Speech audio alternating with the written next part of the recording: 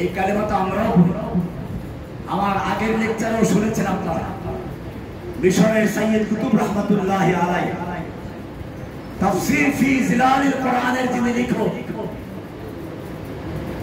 তাকে জেলখানায় আটকানো হয়েছিল। যুগে যুগে যারা কোরআন এবং হাদিসের সঠিক কথা বলে তাদের কি জেলে ঢুকানো হয়। মানুষ খাঁচায় পাখি বলে না, কোন পাখি বলে? যে পাখির হয়তো আছে সুন্দর আওয়াজ, গান গায়, কথা বলে, নইলে আছে সুন্দর চেহারা। এই তো নাকি ময়ূর পালে সুন্দর চেহারা, তোতা পাখি বলে সুন্দর কথা বলে, ময়না পাখি বলে,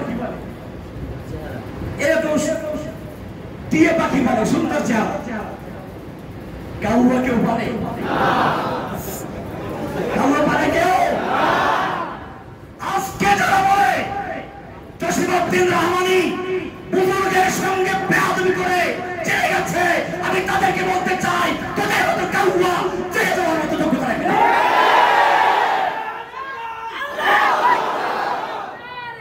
ওই বেয়াদব চিন্তা করে নাই। জেলে গেছেন ইউসুফ আলাইহিস সালাম, জেলে গেছেন আমাদের প্রিয় নবী মুহাম্মদ সাল্লাল্লাহু আলাইহি ওয়াসাল্লাম। আসতেছে ঘটনার মধ্যে 3 বছর পর্যন্ত। এরপরে আসবে আল্লাহর নবীকে শেয়াবে আবি তালেবে বন্দী করে দেওয়া হবে। আমাদের এই জেলের চেয়ে কঠিন জেল, খাদ্য নেই, পানি নেই। আমাদের তো জেলখানায় খাদ্য পানি আছে, বরং আমাদের জেলে কেউ না খাইলে জোর করে খাওয়াবে। আল্লাহর নবীকে জেল খাটতে হয়েছে। তুমি যে ইমামের অনুসরণ করো, দাবি করো, ইমামে আবু হানিফা রাহমাতুল্লাহি আলাইহি দীর্ঘদিন পর্যন্ত জেল খেটেছে। কেন? শাসকের পাঁচাটা গোলামি করে? তোদের মতো তরবারি দাওয়াত ছিল না সে। তাকে বড় প্রস্তাব করা হয়েছিল, তখন তো কোরআনের শাসন। খলিফা বলল আবু হানিফা রাহমাতুল্লাহি আলাইহিকে আপনাকে প্রধান বিচারপতি হতে হবে। কি হতে হবে? লোভনীয় পুরস্কার না। একজন দেখেন না খালি কবি জননী খেতাব দিয়ে বাইতুল মুকাররমের ক্ষতি হয়েছে, জননী পালিয়েছে, হাতিও পালিয়েছে। আজ পর্যন্ত শোনা গেছে কোথাও যে সরকার পরিবর্তনের সাথে সাথে মসজিদের ক্ষতি পরিবর্তন হয়? বুঝতে পারছেন কিছু?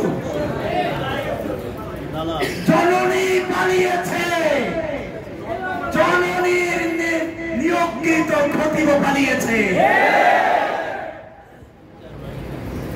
জননী বলছে চট করে ঢুকে মারবো, আর তার খতিব সাহেব ঠাস করে ঢুকে পড়েছিল।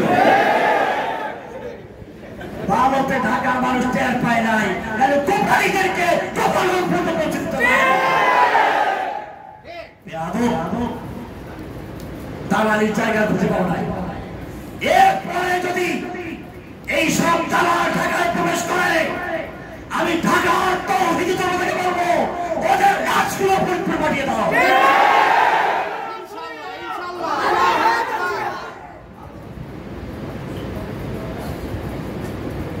এগুলো চক্রান্ত, ষড়যন্ত্র। আজকে যারা ফরিদউদ্দিন মাসুদের মতো একটাই ইহুদি খ্রিস্টানদের দল, কাফের মুরতাদদের পাঁচটা গোলাম, তার পক্ষ নিয়ে কথা বলে কি এটা কি ছেড়েঙ্গি? এটা হাসিনাকে সিগন্যাল দিল আমরা আসি আপনার পক্ষে।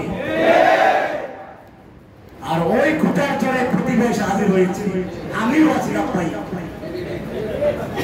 আপনাদেরকে সজাগ থাকতে হবে, সচেতন থাকতে হবে। আসি চট করে ঢুকে পড়বো, সেই ঢোকার জন্য পরিবেশ তৈরি করার জন্য সে বুঝতে পেরেছে একদল মোল্লা দরকার। সেই মোল্লাগুলো কিন্তু তৈরি হচ্ছে। ভাইরা আমার, আল্লাহর নবীকে জেল খাটতে হয়েছে। ইমামে আবু হানিফা রাহমাতুল্লাহি আলাইহিকে প্রস্তাব করা হলো আপনাকে কাযীউল কুযাত হতে হবে, প্রধান বিচারপতি হতে হবে। ইমাম আবু হানিফা এই লোভনীয় পুরস্কার নিয়েছিলেন। তিনি বললেন, তোমরা শাসকরা কাউকে খুন করবা, আমাকে দিয়ে রায় দেখাইবে, আমি তোমাদের অবৈধ খুনের রায়ের লিখক হতে রাজি না। এর নাম ইমাম। কোন ইমামকে মানো? বুঝে শুনে মানি। ইমামে আবু হানিফা রাহমাতুল্লাহ প্রত্যাখ্যান করলেন। এই অপরাধে তাকে জেলে ঢুকানো হলো।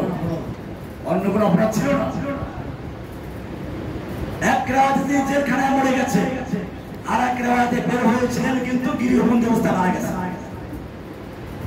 ইমামে আহমদ বিন হাম্বল রাহমাতুল্লাহ আলাইহিকে জেল খাটতে হয়েছে। ইমামে মালিককে পিটানো হয়েছে। ইমামে ইবনে তাইমিয়া রাহমাতুল্লাহ আলাইহির লাশ জেল থেকে বের হয়েছে। ইমামে সাইয়্যিদ কুতুব রাহমাতুল্লাহ আলাইহিকে ফাঁসিতে ঝুলানো হয়েছে। বাংলাদেশের কোরআনের পাখি আল্লামা সাঈদীকে ফাঁসির রায় দেওয়া হয়েছিল। জনতার ধাক্কায় শেষ পর্যন্ত মৃত্যু দেওয়া হয়েছিল। জেলখানা থেকে লাশ বের হয়েছে, বন্দী অবস্থায় মারা গেছে।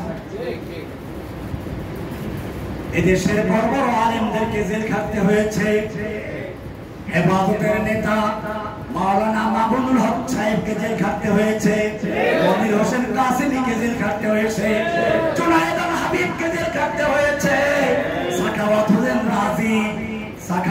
রাজি, মীর ইদ্রিস আলী, এরকম রফিকুল ইসলাম মাদানী, মাহমুদ হাসান গুনবী, আলী হাসান ওসামা, কত নাম বলবো। মুফতি হারুন ইজহার হাফিজাহুল্লাহ তাআলা ওয়া রাআহুম, আল্লাহ তাদের সকল হায়াত